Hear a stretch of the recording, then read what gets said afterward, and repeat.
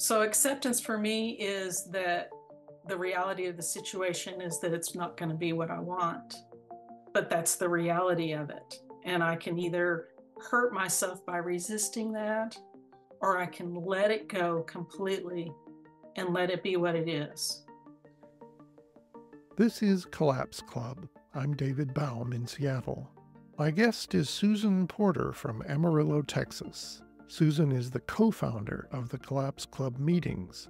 She's a longtime member of the 12-step group Al-Anon, whose methods have deeply influenced what we do. We talked about collapse acceptance, grief, and letting go of anger. We spoke on May 17th, 2024.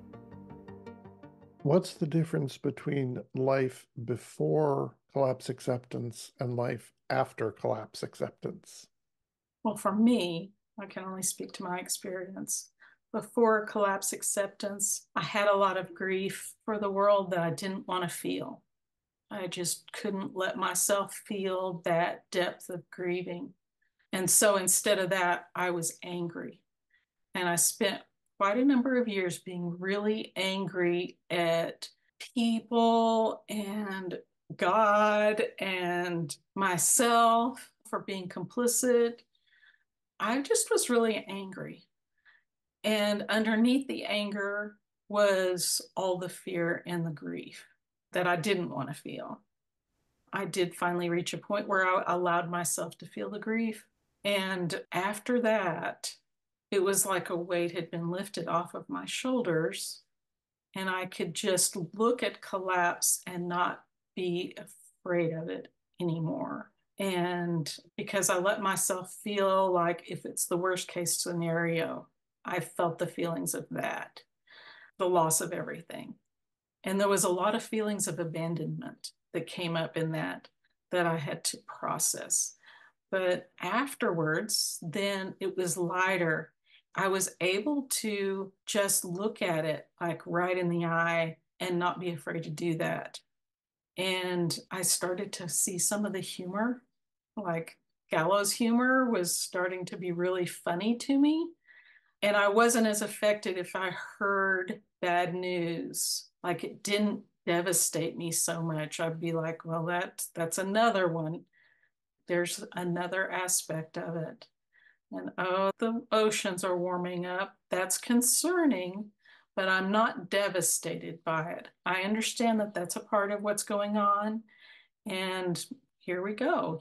And yeah, I just don't feel paralyzed and devastated and emotional as much about it. Every now and then I feel that, but I don't constantly feel it. And I don't feel as afraid of it, I guess. Some people say that using the word acceptance is problematic, collapse acceptance, that somehow means we're giving up on life and giving up on trying to save the world. Do you think collapse acceptance are good words to use? A lot of people mean different things when they say that. So for me, when I say that, it means I accept the reality of the situation. And I've done the work to process my feelings about that. And everybody has to go through that work for themselves. They have to process that in their own way, in their own time. For some people, that's like a spiral that goes, they go up, they process it, and then they come back to it, and then they come back to it. And they have to do it a little bit at a time because that's the only way they can do it. I had to process it all at once. I don't know why, but I had to resist and resist and resist and resist until I couldn't resist anymore. And then I could let go. And I let it just totally take me down. But that was just part of my process. That's the way I do a lot of things in my life. I usually have the spiritual awakening when I'm on the floor screaming at God because life isn't what I want it to be. So acceptance for me is that the reality of the situation is that it's not going to be what I want, but that's the reality of it. And I can either hurt myself by resisting that, or I can let it go completely and let it be what it is. But not everyone can do that the same way. It's a process for a lot of people. So I'm not attached specifically to saying you must accept collapse to be okay. I'm okay with each person finding their way through that process as they can and trying to support people through that process however I can. Acceptance for me is like on one side of the door, Michael Dowd said it this way. One side of the door, it says, we're so fucked. And then you pass through the doorway and you look back and you say, we are so fortunate.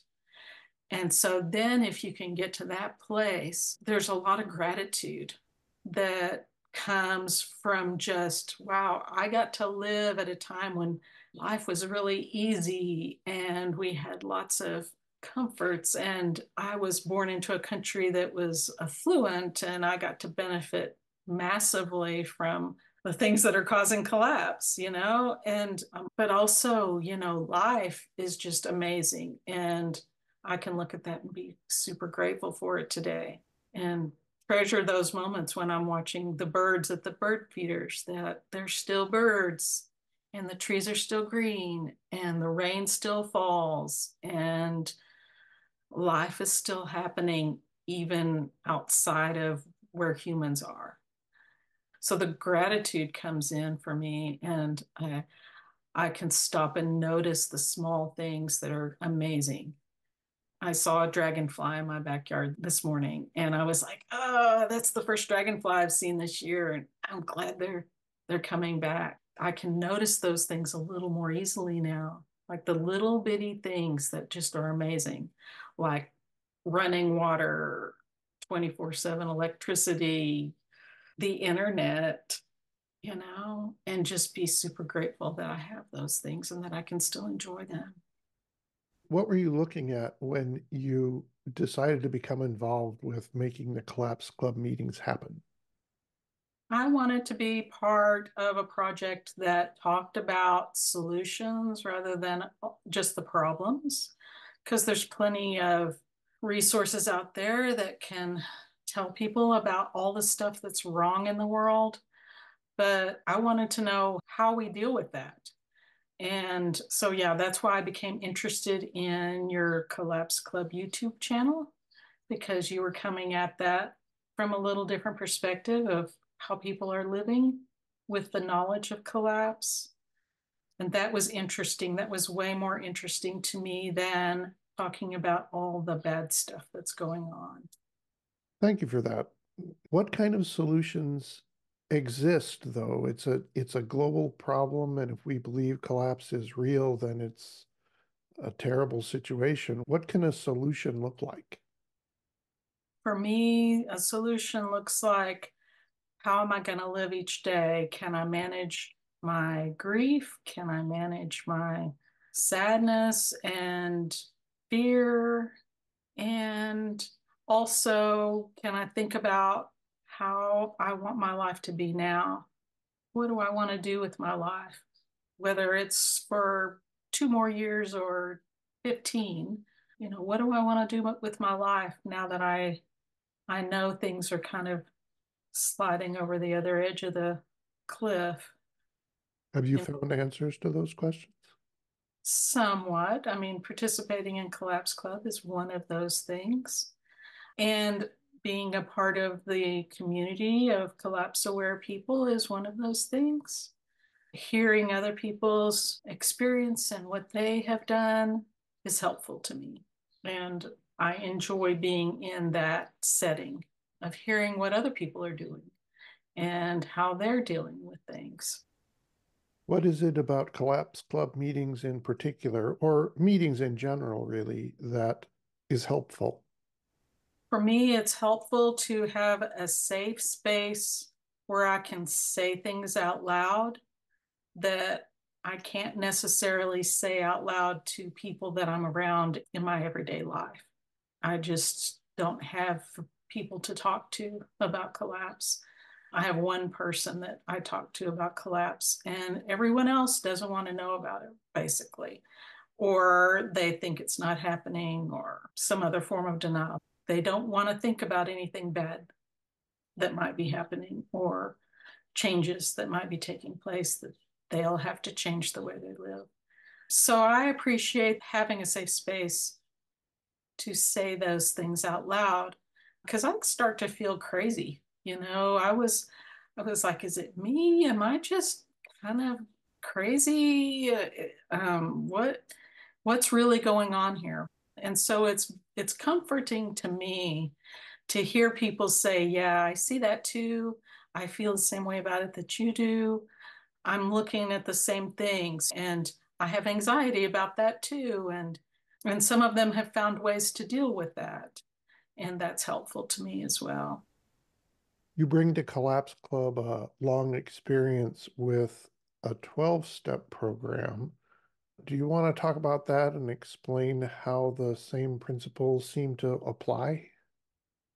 Sure. Yes, I've been a member of Al-Anon family groups for 28 years, and that program has helped me with a lot of personal issues and anxieties and fears down through the years.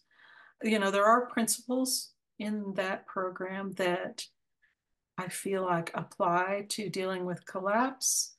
Not totally, but they're helpful. Things like living one day at a time, I think is very helpful to me, and not thinking about next year or next 5 years, and all the stuff that could go wrong, but just focusing on today and what do I need to do today? And am I okay today? That's really helpful to me. The serenity prayer is very helpful to me. Thinking about the things I cannot change and the things that I can change, which basically I can't change the laws of physics. I can't change what other people do or how they feel, but I can change myself and my own attitude and how I choose to be. So that's helpful to me. A reminder that I'm powerless over people, places, and things. And so I can't control those people. And, if they're doing something that I disagree with, but I have a choice about whether I want to be angry or frustrated about that, or whether I want to just choose to be in a more peaceful place. One of the things that we talk about is that resentment toward others is like taking poison and then waiting for the other person to die. Resentments and anger hurt me and they don't change anything. And so that was part of my process of facing collapse was that I could be angry about it if I want to, but it's not helpful to me. It doesn't serve any real purpose to help me. That has been something I have focused on, letting go of anger and wishing things were different than they were. That's not helpful. So, anyway, that has helped me a lot to just relax and be in acceptance. Do you have an opinion about what collapse tells us about human beings, God, the world? Why is this happening? Well, there's a lot of opinions about that from people that know a lot more than I do. I don't think humans are inherently evil. I think they got caught by their egos at some point and ran off the rails and lost the relationship with nature. And I think that's what happened. And I'm not going to say I know when that happened. It could have been when agriculture started. There was a lot of bad steps along the way. And I think it's basically because of that separation from nature, and nature is contains God, and people became disconnected from God too. I think that disconnection is why. And also just an addiction to comfort, wanting to live more comfortably always and having a comfortable life for our kids. Humans forgot that there was a lot of other beings on the planet that also wanted that. Other creatures get to live their lives as comfortably as we do. We kind of forgot that somewhere along the way. That was Susan Porter on Collapse Club. Susan is a convener at our meetings 3 times a week where we talk about our experience of collapse. If you feel isolated and alone with your knowledge of collapse, please visit our website at collapseclub.com and sign up for our newsletter. We look forward to seeing you. For previous conversations about living with collapse, please visit the Collapse Club YouTube channel. I'm David Baum in Seattle. Until we meet again, farewell.